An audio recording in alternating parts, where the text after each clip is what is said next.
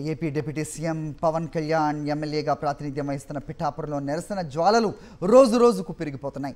SC వర్గీకరణ విషయంలో కూటమి ప్రభుత్వం ఏకపక్షంగా వ్యవహరిస్తుందంటూ పిఠాపురంలో మాల మహానాడు జేఏసీ నేతలు సమావేశమయ్యారు. ఈ సందర్భంగా వారు మాట్లాడుతూ పవన్ కళ్యాణ్కు ఎస్సీ వర్గీకరణ అంశాలపై ఎలాంటి అవగాహన లేదని మండిపడ్డారు.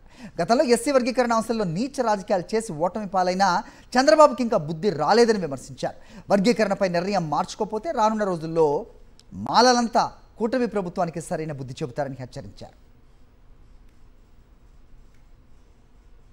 అసెంబ్లీలో ఎన్డీఏ ప్రభుత్వం వర్గీకరణపై అతి దారుణంగా బిల్లును ప్రవేశపెట్టడం మేము ఖండిస్తున్నాం. దానిపై రాష్ట్ర వ్యాప్తంగా నిరసన ప్రదర్శనలో భాగంగా ఈ రోజు ఇక్కడ పిఠాపురం నియోజకవర్గంలో చేస్తున్నాం.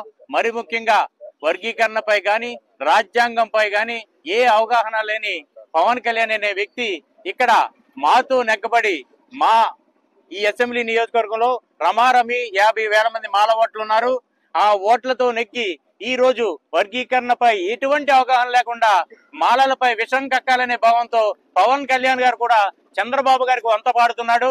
కాబట్టి అతనికి సమాధానం చెప్పే విధంగా మేము చేస్తామని మాత్రం తెలియజేస్తున్నాం.